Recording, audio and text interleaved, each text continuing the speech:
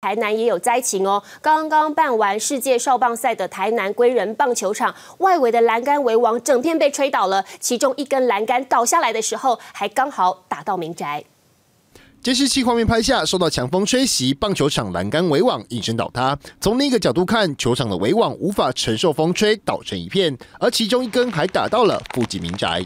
这个厝顶唔到有一个小无啊，剩的就是拢安尼啊。这爆声吗？嘿，讲一个好，我拢精神。安尼哦。系啊，对啊。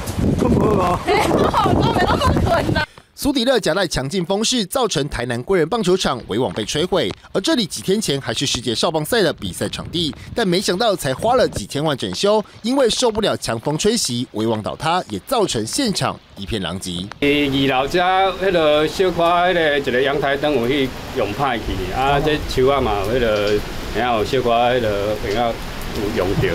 强风豪雨也影响高速公路，国道1号嘉义溪口路段，路边一座堤坝也被风吹倒，铁架砸到地面。我靠，这样子我车扶得住。我迄阵倒伫路中着，我看过一阵了。强大的阵风也让嘉义市区多处路树倒塌，但还好都没有造成人员伤亡。而台风持续发威，民众没有必要最好别出门，避免发生危险。